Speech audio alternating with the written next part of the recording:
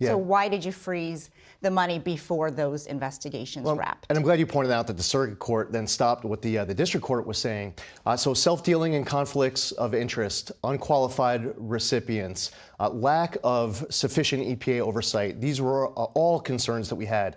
First, had the alarm raised when a Biden EPA political appointee in December was on video saying that they were tossing gold bars off the Titanic, rushing to get billions of dollars out the door before Inauguration Day, and also said with an eye towards getting themselves jobs at recipient NGOs. So, for example, as it relates to unqualified recipients, there was one recipient NGO that only received $100 in 2023. They got $2 billion in 2024.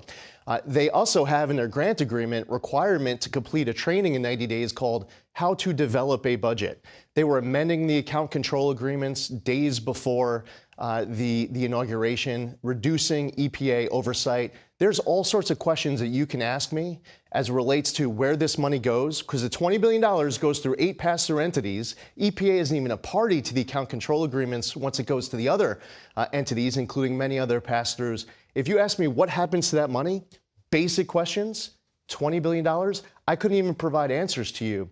Now, I owe it to you, to the American public, to Congress, to be able to tell them where that money goes.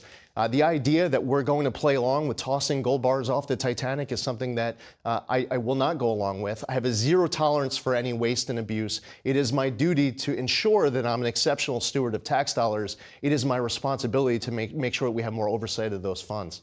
You bring up the gold bars because of that Project Veritas video, where one former EPA advisor used that phrase. But you're not banking all of these cuts based on that one assertion, are you? Yeah, so it's interesting because you asked me, I brought up one piece of example as it relates to that video. I talk about unqualified recipients. I talk about an NGO that's brand new that received $100 and they get $2 billion. I talk about how their grant agreement tells them that they have 90 days to complete training called How to Develop a Budget. I talk about how they're amending account control agreements just days before the election. And the judge says that's not sufficient evidence. Oh, no, it's actually worse than that. In the judge's opinion, she doesn't even reference it. She ignores it. Now, this is one of the problems with district court judges across this entire country. They were not elected president of the United States. It is important for us to be able to fulfill our constitutional duties, to follow our statutory obligations, and it is important to be a responsible steward of tax dollars.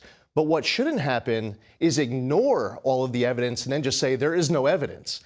The 39-page opinion of the district court doesn't even reference any of that. And if we had more time and you said, hey, Lee, why don't you provide for me 15 more examples of evidence right now? And it's up to you. I don't know how much time you have, but I could just keep going of all of the evidence and talk about self-dealing, conflicts of interest, unqualified recipients, and reduced oversight.